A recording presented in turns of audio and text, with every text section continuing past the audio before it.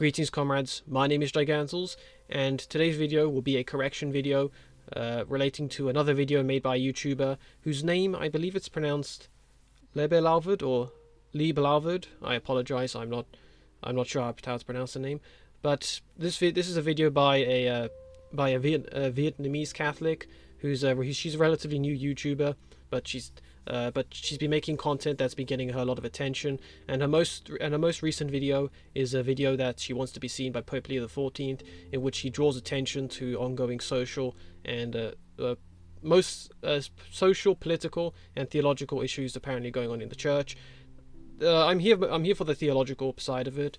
If you want to watch a video, you can. I know there's a lot of other Catholic influencers and media sites are giving links to this video because it's because they see a young Catholic woman who's passionate about her faith, and you can see like dabbing her eyes throughout this video as she brings up matters that she believes need to be addressed by the Pope. And I'm not here to deal with the whole video because that would be a whole other can of worms. But I'm here for the theological side of it, because when I watched this video after a friend sent me the link, I noticed that there were some significant errors that she had made, and as I said in this title of this video, it's a correction video. It's not a refuting video. I'm not here for an argument. I'm just here to provide a clarification in theology, because, and through no fault of her own, I don't think she realizes the implications of some of the things she's saying, or she doesn't fully understand. Actually, that's just the same thing.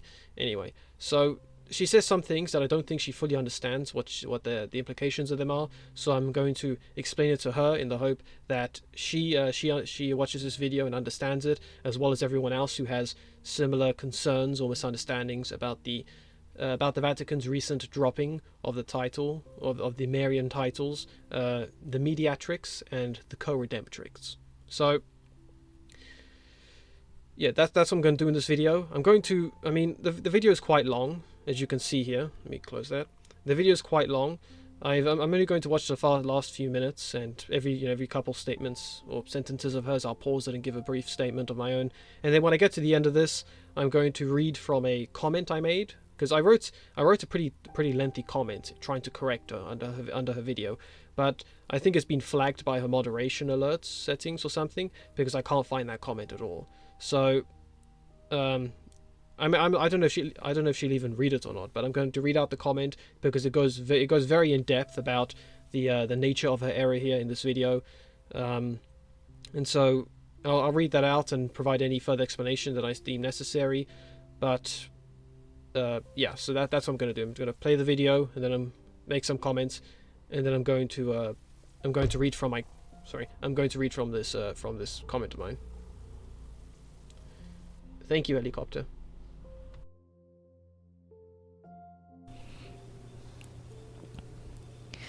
My last concern.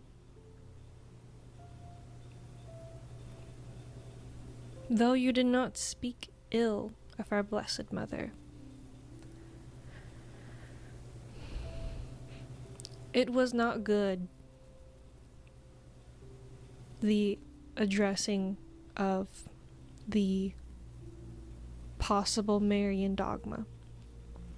And that right there is the first error she makes. When it comes to the progression of the church teaching to dogma, it goes from doctrine in the church to a secondary object of infallibility, which is when it is known with complete certainty due to the mountain of theological evidence, and then it graduates to dogma. Now you can, and I'm not trying to give advice to anyone here, but if you reject the teaching of the church, you are seen as or doctrine of the church, you are seen as some form of rebellion against the church. If you reject the secondary object of infallibility, you are seen as extremely ignorant because of the sheer mountain of evidence behind it.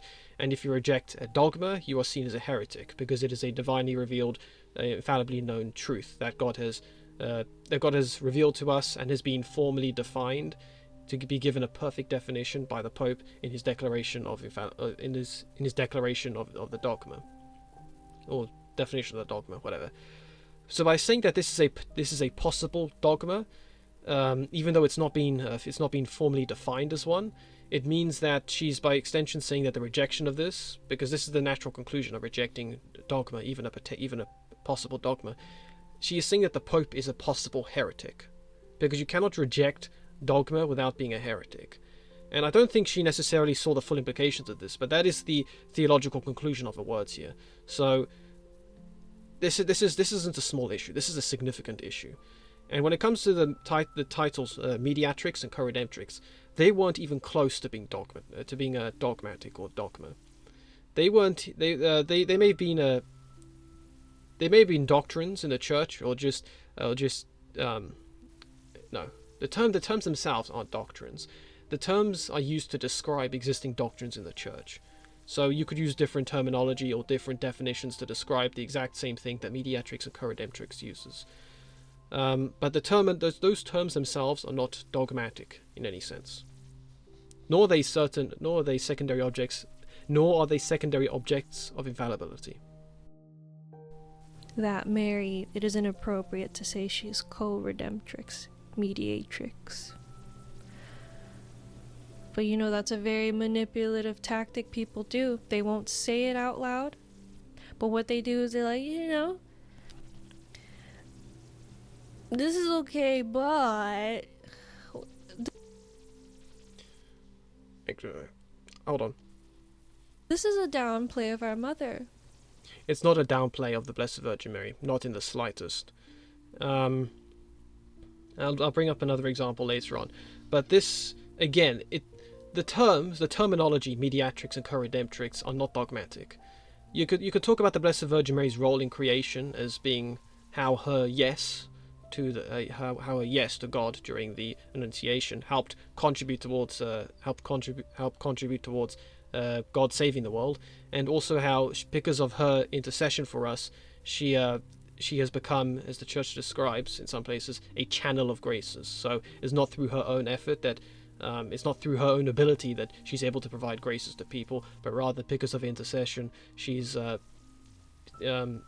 helping direct graces towards us. But whilst those are church teachings, the terms Mediatrix and Co-redemptrix are not dogmatic in any sense, and not using those terms does not mean it's a demotion or demeaning of the Blessed Virgin Mary's role. So I'm not sure why she's saying it's manipulative to say yes, technically you're right, but we're not going to. I mean, I hope I'm getting this right. She's basically saying, well, the Church's stance on this, with what Pope Leo XIV's decision is, the theology is right, but we're not going to use those terms anymore. And there are historical examples of similar things happening, not necessarily with the Blessed Virgin Mary, but there's examples in the Church where something similar happened, where the theology of a point could be defended, but the theology of a term could be defended, but the term itself was dropped because it was promoting confusion or even risking potential promotion of heresy. And again, this isn't a baseless statement. I'll cover it in a second. Do you know how she always has to hold back the wrath of God? In my comment, I actually refer to this, so I'll talk more in depth about these things later on. But the Blessed Virgin Mary does not hold back the wrath of God. She does not do that. I saw some guy on Instagram explained it between God's active and passive will, in which if God actively wants something to happen, it will happen. So something like the Incarnation was an inevitability. And then the passive, which is what God tolerates and stuff. There's a difference between those sorts of wills in God, those two wills in God. No, wait, that's heresy to say there's two wills, but there's a difference between God wanting something to happen and God tolerating something. But the Blessed Virgin Mary does not hold back the wrath of God in the sense that she actively stops his active will. That's not how it works, nor can any saint do that whatsoever. And the Vatican has given a link, and I have a link there that maybe I'll show later on, but there is a link where the Vatican, where an expert in the Vatican has explained why this idea that the Blessed Virgin Mary can... What was the wording? No, okay, a little bit further down. Oh, is it not there? Okay. Okay, I'm going to fix that link. My point is that the Blessed Virgin Mary does not hold back the wrath of God, as in she's interfering with his act of will. I really hope I'm using the right terminology here, because otherwise people are going to be accusing me of heresy in the comments. It's also worth noting that when you look at the people who say that the almost like the primary sources for the Blessed Virgin Mary holding back the wrath of God, most of them, I think most of them it's a cautious most of them, if not all of them, are false mystics or visionaries who try to use this claim that the Blessed Virgin Mary is holding back the wrath of God from delivering down an imminent apocalypse or judgment upon us. So that right there doesn't give much credibility to the theology itself. She is the one interceding for us always. Yes, she is interceding for us, but that is not the same thing as holding back the wrath of God in the active sense. Because she is not justice. She is a perfect creation of God. She is the loophole of God. And that right there is another reason why we have to be careful with terminology. When you think about loopholes, you typically see, when you think about, I mean, maybe it's just a poor choice of metaphoric language here, but when people think of loopholes, they see a law existing that requires, they see a law existing that's seen as maybe it's a negative law of some kind that delivers judgment. And a loophole is when someone finds a way to work against that law by finding a flaw in its wording or extenuating circumstances. But it implies that there is not quite an antagonistic force, but rather a force that seeks to undermine that. And that's not what the Blessed Virgin Mary does whatsoever. So again, I think this terminology here that she's a loophole. She said that he's. Hold on. I want to be careful my wording here because I don't want to be accused of being a hypocrite or anything. Because she is not justice. She is a perfect creation of God. She is the loophole of God. Yeah, so sorry. So again, she's not the loophole of God. She works in complete accordance with God. Her role as intercessor does not mean that she works to undermine God or his judgments or anything, because that's what Satan does. That's not what the Blessed Virgin Mary does. Her will is in full alignment with God.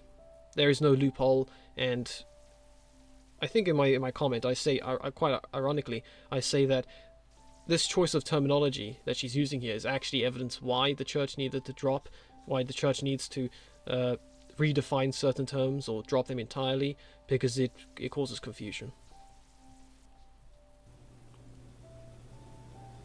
She is the one always advocating for us to be saved, because we do deserve God's wrath. But she's the one who protects us from it. Even now, she protects. Again, careful with the terminology, because you have to. There's a difference between, as I said before, getting in the way of God's getting in the way of God's active will, and then working with God's passive will. So her intercession for us is critical. Don't get me wrong, it is, but that doesn't mean that she's. It doesn't mean that she's compromising God's active will by forcing him to not do something. You, Holy Father, she's the one who protects us from it. Even now, she protects you, Holy Father, from the wrath of God. Be very careful with the wording of that statement, because it implies that the Pope is working against the will of God. That may not be what she intends it to mean, but that's how it sounds. Do not dumb down our faith for people who have no interest in it. Sorry, my pausing skills are atrocious. This will not bring them closer to Christ. This will. Okay, so this whole statement of do not dumb down the faith for people who have no interest. Well, here's the thing. People do have an interest, and when it comes to the dropping of the titles Mediatrix and Co-redemptrix, they were causing confusion among the weak and lukewarm Catholics, who were being misled by Protestants that wanted to bring them out the church and so use these terms. But also, it's causing confusion among the Protestants who are interested in the church, but when they see these titles, Mediatrix and Co-redemptrix, they're getting the wrong idea because they don't have the necessary background in theology to understand the theology behind those statements. Speaking from my personal experience, I've seen Protestants who have used, and anti-Catholics who have used Mediatrix and Co-redemptrix as signs that we believe the Blessed Virgin Mary saves us. And so I fully understand why the Pope made his decision. Like, I completely get why, but that's not dumbing down the faith at all. That's refining the faith by no longer using certain definitions or terminology that could otherwise mislead the faithful and those who are interested in the faith. And I'll get more into that later on. Will not bring them closer. This will not bring them closer to Christ. This will not bring them closer to God. This will make us doubt the Mother of God more. Simple fact is, no, it won't. It will not make the people doubt the Mother of God at all, in the same reason that the choosing of the term Theotokos, if that's the right way to pronounce it, how the choosing of the term Theotokos over Christotokos during the Council of Ephesus did not undermine the Blessed Virgin Mary. And that is the historical example I'm going to be using here. In the Council of Ephesus, we were dealing with the Nestorian heretics who claimed that the Blessed Virgin Mary was not the Mother of God, but just the Mother of Christ. And so the hypostatic union didn't exist, and that the Blessed Virgin Mary is just the Mother of Jesus. So they used the term Christotokos as a way to undermine the Blessed Virgin Mary's relationship to God, as well as also open the door for people to reject either Jesus' human or divine natures. Now, could you use the term Christotokos in an Orthodox, and I don't mean East Orthodox, I just mean in a truthful theological way, could you use the term Christotokos in an Orthodox, theologically correct way? Yes.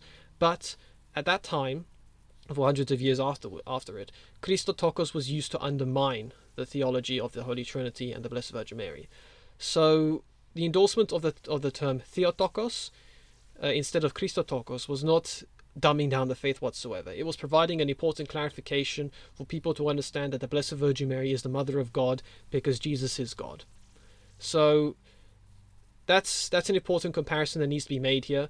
There is no undermining of the Blessed Virgin Mary whatsoever, any more than Theotokos replacing Christotokos undermined her relationship to God. So what we end up seeing is that the term Theotokos became, even though you could try to define Christotokos to mean the same thing as Theotokos, Theotokos had less room for error when it came to describing the Blessed Virgin Mary as being the Mother of God, because you could say that she's the Mother of God because Jesus is God, as opposed to she's the Mother of Jesus Christ who is God, and the Church found it easier that way to defend the divinity of Christ and his dual natures and hypostatic union.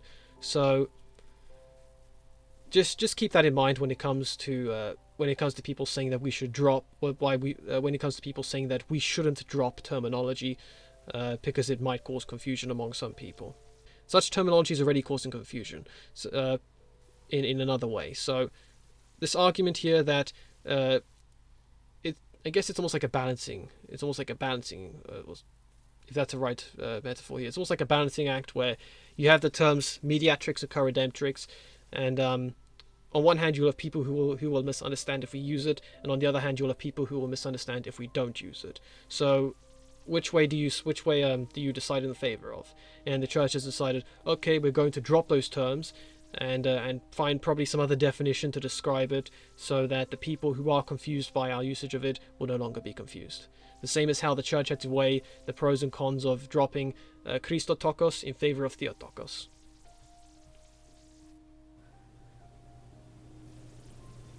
And how many times has she come to us to warn us? If we are all co-redeemers. Do you remember what I said about not using certain terminology because it can lead to confusion? This is what I'm talking about. I have no doubt that she means this in a completely orthodox, theologically correct way. But if this is a... Let me put it this way, and I say this in my comment. If a Protestant saw this video, they would be using it as a gold mine of evidence as to why Catholics are wrong and all of our and promotion of anti-Catholic themes. Because it sounds like here she's saying, okay, this is not what she's actually saying, but this is how a Protestant will interpret it. They'll say that the Co-redemptrix implies that the Blessed Virgin Mary was crucified along with Jesus Christ or something like that. That we don't have one Redeemer, we have two Redeemers.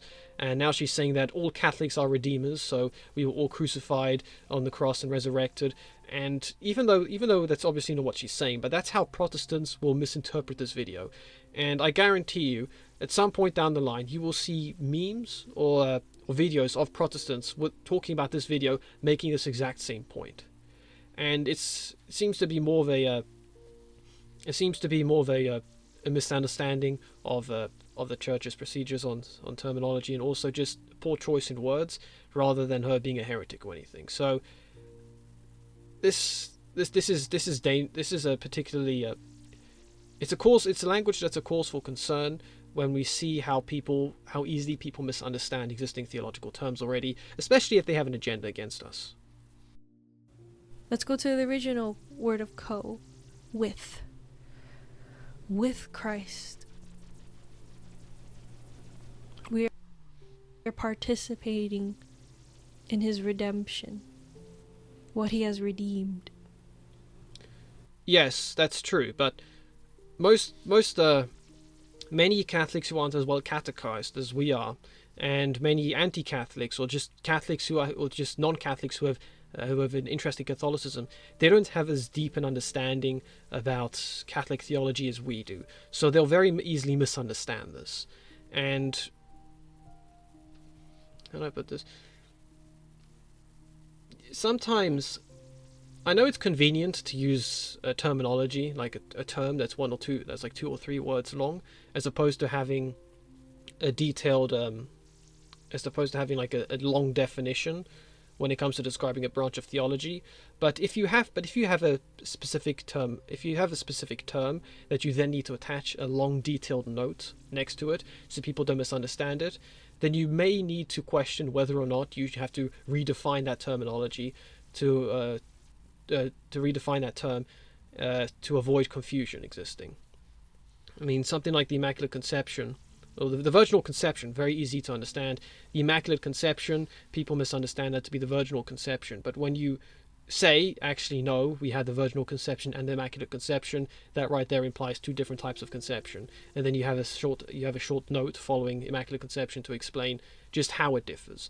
But with Mediatrix and Co-redemptrix, you have to have a pretty long explanation following those terms. For people to not get confused by it. And so the church has decided against using such terms because they lead to too much confusion. Even if you have those long explanations attached to it, a lot of people aren't going to bother reading them because they just see it as waffling on about what looks like an already heretical piece of theology. We need to remember, a lot of people who think we're wrong aren't going to go out of their way to understand what we believe. Okay, they see that we're wrong, and then they'll just they'll be content with that. And so it's not dumbing down the faith either, because even just when it comes to defining the faith in not simplified terms as in it simplifying the faith, but defining it in a way that makes it easier to understand can be a great help. For the salvation of souls. So, if you're going to post something and you know it's not really giving glory to God, it's not even, complimenting the Mother of God and God himself. If, you're hiding it with these big words, it's not good. Just the warning. It's how a lot of the ladies tell me they don't say it how it is, but they really they go in circles just to kind of hide their intention. I see through it. Maybe it wasn't your intention, but whoever is backing this, be careful. Do not trust man, trust God. Well, firstly, and this is the message not just to her and me by extension, but all Catholics. All Catholics out there, especially us lay people, we need to remember our place, that we are not all theologians. We are lay persons who have developed an understanding of the faith and want to explain it to people because we love people, we love the faith, and we want people to better understand the faith so that they can be saved and also work towards salvation. I'm not going to go into the whole point about salvation.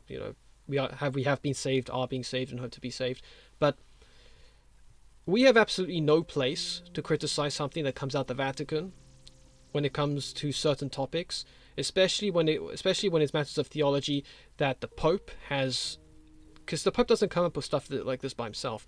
He consults with people. He has his advisors. He has theologians. He has the bishops. He has the cardinals. Something like this is not going to be it's not going to just come out the blue. It's going to be a long process of investigation, which he finally concludes with an overall statement or encyclical or whatever. So the room for error is greatly reduced as a result, but we cannot simply assume that our understanding of such theology trumps whatever the Pope has investigated.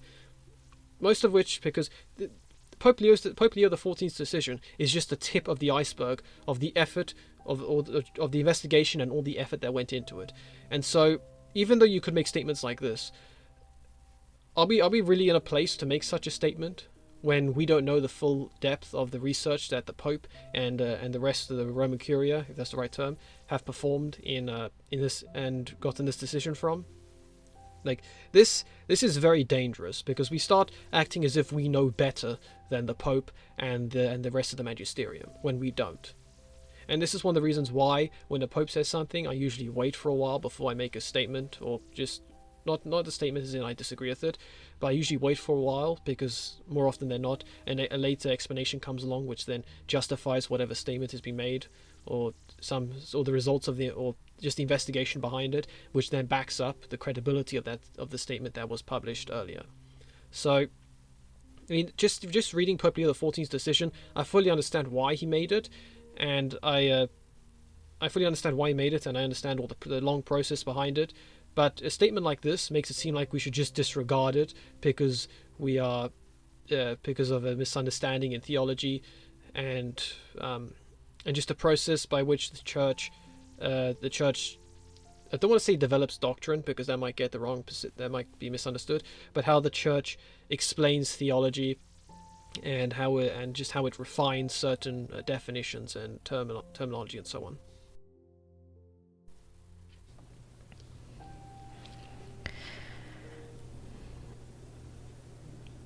Now, I said this in a very intense way. I understand that. But Pope Leo, you have the ability to do great things in the name of God, because he... So I think that's the end. Is that the end of this theological part? Hold on. Okay, I think that's the end of the whole theological part of this, and then she gives a long outro talking about praying for the Pope and stuff. Let me read out to you the comment that I wrote on this, so you can better understand what I'm talking about, because I'm sure that when I talk on the fly, I often get words mixed up and terms, so that makes me prone to making errors. But when I write something, I have more time to think about it and correct my wording so that it's more accurate. But let me read to you the comment that I wrote to this video, which goes more in depth in everything that I said, with a smaller degree of error. Unfortunately, in your zeal to grow in the faith as a convert, you've made some grave misunderstandings in this video, something I've done myself as a revert, so I understand when one's racing passion causes them to stumble. As much as I appreciate you making this video with your concerns, the theology towards the end is problematic. Firstly, the Blessed Virgin Mary's role is not to hold back God's wrath. If you're relying on private revelations for such a claim, make sure they're approved by the magisterium first. I've seen false apparitions make the same claim before, using it to explain why prophesied apocalypses hadn't happened yet. Here's what the Vatican has to say on such a role, and then I provide the link. Secondly, your argument against the dropping of Mediatrix and Co-redemptrix, if applied consistently, would condemn the 431 Council of Ephesus's condemnation of Christotokos. Just because a title could be applied to the Blessed Virgin Mary does not mean it should be used. Christotokos was associated with the Nestorian heretics who used it to claim that the Blessed Virgin Mary was the Mother of Christ, but not the Mother of God. So the Church dropped all usage of Christotokos and used Theotokos instead. Sure, you could use Christotokos correctly in the theology, but it would lead to too much confusion and the promotion of heresies like Nestorianism and Arianism, so we don't use it. Or another example, one of the titles of the Pope is Vicar of Christ. Christ is many things to us, and so one could theologically say correctly that the Pope is the Vicar of the Son of God. Except that this unofficial title is one of the titles Protestants use to claim that the Pope is the Beast of Revelation, as the gematria value of this unofficial title is 666. So even though you could use the unofficial title to correctly describe the role of the Pope in relation to Christ, the Son of God, it would lead to much confusion and scandal if that title was ever used. Nor should we ever use that title as a way to own the Protestants, because such antagonism would result in the sin of scandal. It is not just the Protestants who misunderstand the titles Mediatrix and Co-redemptrix, but Catholics too. Many of them don't have as great an understanding of the faith as others do, and so they'll see two titles that seem to imply the Blessed Virgin Mary is a mediator and redeemer to us just as Christ is, which is heretical. As such, the Church dropping the terms is an aid not just to non-Catholics that might want to convert, but also Catholics who might get confused and thus be misled. This statement of yours, do not dumb down our faith for the people that have no interest in it, is unfortunately the antithesis of the Church's development of doctrine and how we conclude dogma. Refining theological terms and statements is not dumbing down the faith at all. We do not live in a world where we all understand the biblical languages, Latin and complex theology. We cannot act like everyone is inherently willing to do hours of research to understand confusing theological terms, often without catechists and theologians to guide them. Again, the Church chose to use specific terms that were easier to explain to the faithful than terms which required detailed explanations, including Theotokos over Christotokos. You even call the Blessed Virgin Mary the loophole of God, as if she is working against God's will through her intercession for us. This is obviously not true, but that is how many people who watch your content will understand it as. Who knows, some Protestants will take screenshots of this video and put this quote in it as evidence that we Catholics believe the Blessed Virgin Mary is violating God's will, or is helping us find another route into heaven. This and other language choices in this video ultimately prove that it is necessary for the Church to stop using certain terms of language that risks the faithful and those trying to understand us from outside of the Church from misunderstanding what we actually believe. Co-redemptrix and Mediatrix weren't close to being dogmatized, let alone being possible Marian dogma. They'd need to become certain truths or secondary objects of infallibility first. To put that into perspective, the prohibition of ordaining women isn't a dogma, but a secondary object of infallibility. We've been sitting on that one for almost 2,000 years, yet still haven't dogmatized it. To dogmatize two Latin-specific terms that came along much later and have prompted much confusion is extremely unlikely. To say that they were possible Marian dogma is to imply that the Pope dropping the usage of those titles is being potentially heretical, whilst promulgating potential heresy, which is a theological impossibility and itself heretical. Heresy isn't just coming up with a new statement that contradicts dogma, but the rejection of dogma itself. If the Pope rejected the title Immaculate Conception through omission or suppression, that would be an expression of heresy. So by dropping Mediatrix and Co-redemptrix, if they were dogmatic, would make him a heretic. That is how what you are saying appears. So if that was not your intention, then you need to give some major clarifications on this. You need to be as sensitive in your wording as you would with the law. One poor choice of wording could create loopholes or heresies. If you advocate for the usage of terminology and titles in spite of the vast majority of people being unable to understand them, in spite of there being adequate alternatives that have far less confusion, and in spite of the magisterium having made a decision favouring clarity of form to match the essence of the term, then you have entered into the realm of scandal. This is the same issue for those who try to own Protestants by claiming how we worship the saints. Sure, worship does mean to give one their worth, and the way we worship God is very different to the worship of the saints, but we use the term venerate in English for a reason. We venerate the saints and we worship God. Otherwise, Protestants will think we perform idolatry with the saints, even if our theology is perfectly fine. English truly is a horrible language. Both Pope Francis and Pope Benedict XVI expressed the same warning about confusion regarding the term co-redemptrix, so Pope Leo XIV's action is not out of the blue. Pope Benedict XVI is considered to be the greatest theologian in recent history, and this is what he said about it. The formula co-redemptrix departs to too great an extent from the language of Scripture and of the Fathers, and therefore gives rise to misunderstandings. This is the exact same issue that Pope Leo XIV used to justify his action. It is not the essence of the statement that is the problem, but the form. We need a better choice of language. Finally, this is a matter of doctrine and faith. Whilst the Pope has not spoken infallibly, we are nonetheless required to accept his decision with significant credibility. Not only does he have decades of theological experience, but centuries or even millennia of combined experience from his theological advisors and the cardinals. He has made a judgment in his theology to settle an ongoing debate, and we need to understand that his judgment comes from a place of careful consideration and analysis. Again, it is not infallible, but we cannot just dismiss what he says as if it were an irrelevant opinion. He gave us his judgment and an explanation behind it, and it is our role to understand and accept his decision over those of inferior clerics and theologians, and definitely over those of schismatics, as I've been seeing a lot of lately. Otherwise, that dissent begins to grow and risks bearing the fruit of schism. That includes the erroneous thought of claiming such titles are dogmatic when only the Pope can provide such a formal declaration of dogma, and he clearly hasn't in this case. Again, this is not meant to be an attack against you. You bring up valid concerns that the Pope should take notice of, to answer and act upon. But the matter of Mediatrix and Co-redemptrix has been settled by his hand, with that letter of his being the tip of the iceberg of his research. Please, be cautious with your choice of metaphors and terminology. We cannot even find a single metaphor for the Holy Trinity that isn't heretical, and you do not want to use metaphors or terms that risk misleading others about the role of the Blessed Virgin Mary in God's plan. Perhaps a Pope will one day provide a formal definition, a dogma that clears up the confusion, but that will be for God to inspire in him when the time is right, even if it requires new terminology just for that dogma. As St. Augustine said, Roma locuta causa finita est, which for those of you who aren't too familiar with Latin, translates to Rome has spoken, the cause is finished, implying that whatever theological debate or matter was being discussed has been concluded by Rome's decision. Now, something I did notice shortly after the Pope released that the Pope dropped the titles of Mediatrix and Co-redemptrix, is that Protestants were extremely happy. And I'm not saying that and some of them did say stuff like, "Oh, the Pope is becoming in line with Reformed Christianity," but we can ignore that because that's not what's happening.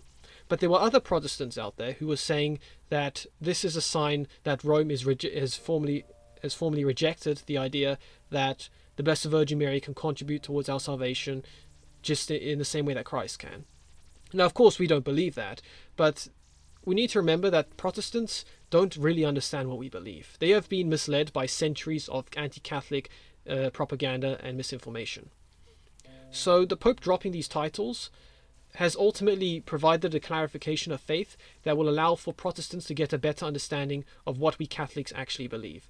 And this is something that I've seen Catholics talk about a lot when it comes to the Reformation. Why did the Protestants break away? What was the Reformation about? If we talked about corruption, we dealt with that. If we talk about the buying and selling of indulgences, we dealt with that. So what exactly are Protestants protesting about anymore? And then they'll start to turn towards theology and stuff. But when Protestants, and this is why they say that to be deep in history is to cease to be a Protestant, when Protestants look at what Catholics actually believe, and what Christians historically believed prior to the Reformation, they will see that there's nothing wrong with what we believe. There's nothing wrong with what we believe at all. It's just that they've been so misled by centuries of anti-Catholic misinformation and propaganda that their rejection of us is just built upon strawman arguments. And so Rome's decision here has helped demolish a significant number of the strawman arguments and helping clarify what we actually believe towards Protestants and anti-Catholics who do believe that we believe the Blessed Virgin Mary is apparently helping our salvation in the similar way that Christ is. So even though it's not what we believe, this is helping undermine many of the anti-Catholic propaganda against us. So already from the get-go, we can see that this is going to help improve relations with the Protestants. And no, I'm not saying that we're going to start negotiating with our beliefs for the Protestants. That's not what's happening here. Okay, this it's similar to it's just like how when we live with the mutual lifting of excommunications of the East Orthodox or the commission we have with the Coptic Orthodox. That's not negotiating the fundamental tenets of the faith with those we see outside the church. That's not what's going on.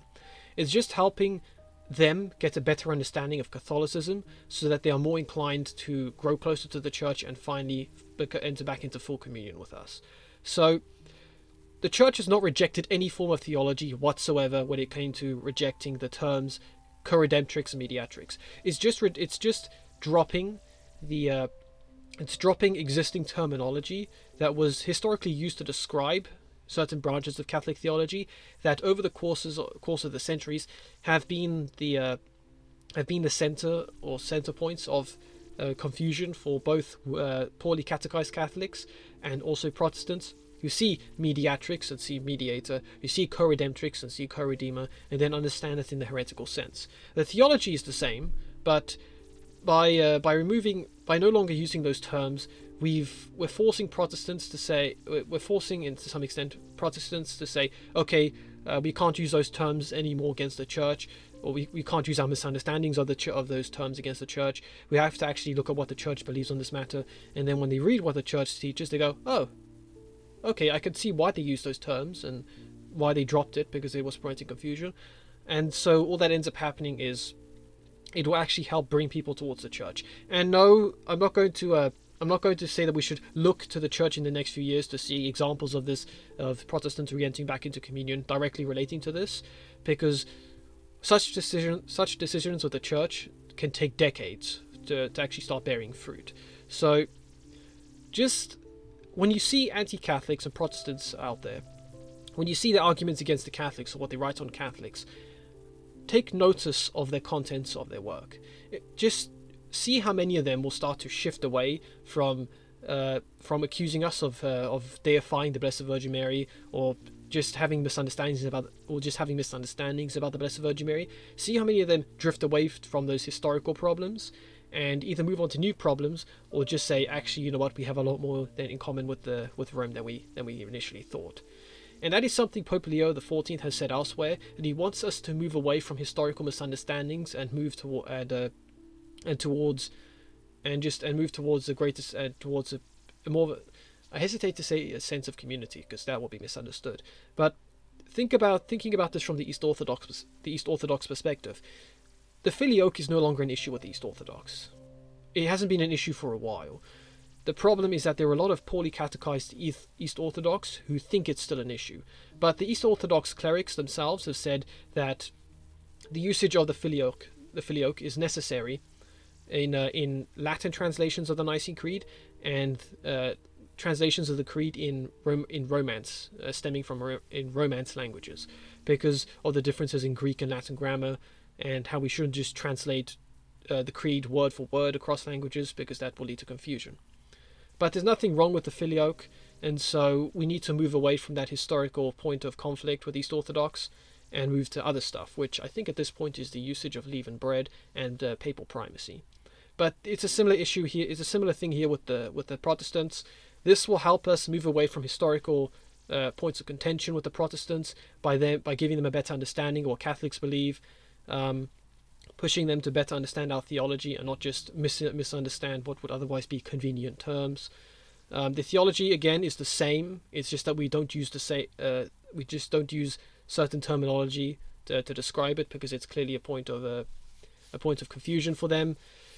And just as how it was necessary for the church to drop Christotokos, even though it could have been understood in the correct way, it was necessary for them to drop Christotokos in favor of Theotokos, because that made it easier to explain theology to both Catholics and heretics, so that they would be encouraged to come back into communion with us. So once again, and hold on, I apologize if I mispronounce your name again, but Lebelavud or Lieblavud, this video is not an attack on you. It really isn't. It's just a theological correction on a few misunderstandings of the situation you may have, and also precedents that have been established in the church for similar situations. There is nothing wrong with the dropping of Mediatrix and Co-redemptrix. We have seen similar things happen in the past when it comes to redefining branches of theology and concepts in the church for the sake of clarity. And remember, Mediatrix and Co-redemptrix are not dogmatic. They were just early definitions of theology that exist in the church, which are subject to revision until they reach a perfect state in which they will exist as secondary objects of infallibility, until the Pope sees confusion over it nonetheless, and then he will formally define it as dogma. So otherwise, and I do understand this video has been going on for a while, but there is a reason why the Pope has chosen to drop the Mediatrix and Co-redemptrix. There is a reason. We just need to understand it, and He's not rejecting theology. He's not trying to confuse anyone. There is a reason for it, and it is our responsibility as Catholics, if we have a disagreement with the Pope or confusion over what the Pope has said, to investigate it further and see why he said it. And as Saint Ignatius has emphasized repeatedly, we need to stay close to our bishops, and especially the Pope, because they are where the church is. So otherwise, I wish you all the best for the rest of today. Really hope I don't have to do this video again because it's so long. I pray that God blesses you who made this video, because you're clearly very passionate about the faith, and I admire your passion. And I hope that you bring loads of people to the Catholic faith and you help them grow in the faith. This video is just a simple correction, because I don't want you to get the wrong understanding about the Pope and his decisions, and I just want you to have a deeper understanding of the faith, just as you want others to have a deeper understanding of the faith. So please take what I say into consideration, especially what I wrote, because always take what I wrote over what I say, because I'm speaking on the fly and have the potential to get things wrong. So take what I wrote over what I said, and yeah, so God bless you. God bless you all who watched this video. Thank you for watching this video. See you in the next video, comrades. Until then.